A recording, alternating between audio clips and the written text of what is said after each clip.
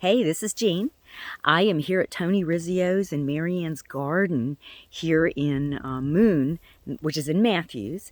And this is a garden I've always admired. I've known Tony and Marianne since like 1998 when we took the Master Gardener course together. And I've always admired this garden and thought that I would love to have something like this. Anyway, hopefully it'll give you some ideas. And here's Tony. Okay. I kind of wanted to give you an overview of what I had going on here. This has been a challenging year. Gene and I were just talking about some of the problems we've had, but I can show you quickly and just so you get an overview and hopefully have some questions when we meet face to face. But this garden is about 75 feet by 65 feet, and I've got about a dozen raised beds in here, and I've also made nooks and crannies for other plants. You can see here I have blueberry plants here that I always liked, and I always loved blueberries, so I had room for a couple of plants and I stuck in. My wife and I have always loved figs, so I planted fig trees, but they are a challenge because you can see some of them are starting to stretch on out. Now I've pruned them twice so far this season, and I'm going to prune them again, but they are loaded with figs, and but they will go right through the top of the fence if I allow them. Wow. A good thing about planting the way Tony's doing inside this enclosure is, that birds and stuff don't get your fruit, which is what we're always battling. I was starting to pan around, but now I'll stick with Tony. All right, well, anyway, my wife likes to cut flowers, so she has a zinnia bed here. So basically just zinnias and some sunflowers.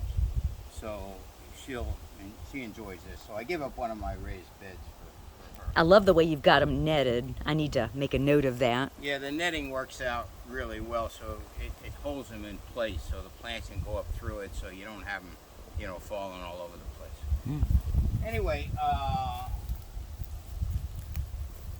I don't know if you're interested in figs, but the fig plants,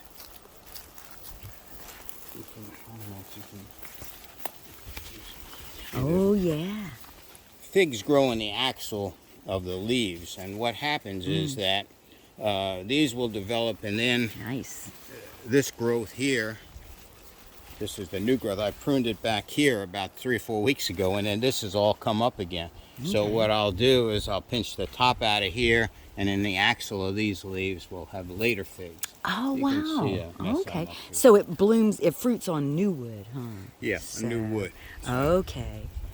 So anyway, what I have here is I have some beds that are just covered in basically straw. This is stuff that comes out of my marsh. We're on the water here, and anytime we get a good nor'easter, exceptionally high tide, this stuff comes in out of the marsh, and it's fantastic because it's weed free, and it makes a real fine mat. So what I did was these beds are going to go in August. I'm going to plant them with my fall crop of carrots and Brussels sprouts and broccoli and lettuce and that kind of stuff. So I have some of them in there. You see, looking around, you can see he's got his whole garden is covered with this coated wire that is just so amazing. Anyway, I kind of messed up this year. I was telling Jean I know better, but we'll discuss it on Saturday. But I put a lot of work. I had beds. This was a fall bed, and it had a lot of straw, like you see on here, straw and leaves. And I turned it under in the spring of the year. And what happened was that when you do that, when you add a lot of organic matter and you do it in the spring of the year, right before you plant, as that organic matter breaks down, it ties up the nutrients in the soil, and that's what happened here. That's why these pepper plants are kind of stunted. And I got some eggplants here, they're stunted also, but I'm hopeful it'll grow out of that. Yeah. But anyway, go around this way. I'll show you, I have some onions here, onions and shallots and garlic. But this, I haven't started. You can just thin the onions out, but I want to show you these shallots here. They're nice sized shallots. You can see Oh, that. wow.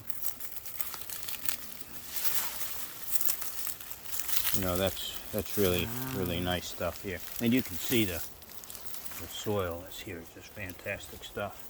Oh, yeah. Raised beds are great. We still plant in the ground, but I tell you, raised beds are just such a smart way to go.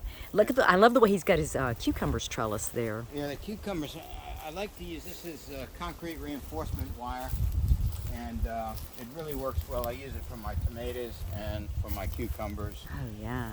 It looks so healthy. Some of these things are... Full of flowers. Yeah, cucumbers are nice, but you know, you turn your back on them and they get too big. That's one of those burpless ones, right? I like those. This is burpless. I like those. Tons of flowers. Are you having any trouble with pollinators? I know somebody called me the other day, and she's got a great garden, but it's not getting pollinated, so she's not getting squash or anything. Yeah. It's really so sad. No, generally we have a lot of bumblebees and other insects that do the job. And we just came back from vacation, Woo! so I didn't get to pick a lot of stuff, so a lot of the stuff got too big. But anyway, this is some garlic that I pulled up, and these are called Juliet tomatoes. We like them a lot. Juliet. And that's the first crop of them. I've never tried the Juliet, so I'll have to try that. I'll give you some of them. And then, well, this is another variety of fig here. You can see this is called Celeste fig. We like it. It's a bigger fig. It has a really nice sweet taste. I love figs. Anyway, and some beans here, string beans. Just a small bit. We don't do any canning or anything, so this is just for fresh use. And I've got some later tomatoes here that I planted. Nice. Again, I put a lot of organic matter in, so the plants are kind of stunted. I've always admired his bed of yarrow, too. That's a great bed of yarrow. And we had some really nice strawberries this year. You can see plants are finished now, but Yeah. it was loaded with strawberries. And back there's all their herbs. We've got a lot of herbs growing. Yeah, parsley. Yeah. Very nice. Oh, and way back in there in that back right-hand corner is asparagus. Yeah, we'll go on over there. This is just asparagus. Oh, zucchini. Ooh, there's one ready. Yeah, I said Yeah. zucchini, I'm sorry. Yeah. Asparagus. Yeah. This is the Juliet tomato here. It's a real nice one. I don't see it too often. It was pretty popular a few years ago. I like it because it's intermediary in size, and they really taste good. They last a long time. And asparagus is in the back corner. Now we're going to have listed on the sharing page of the website, we're going to have notes from each of the speakers, and I'll be sure to kind of have on there where he gets his stuff, where he recommends, and some of the brands he likes, the Juliet. I'll put that on there.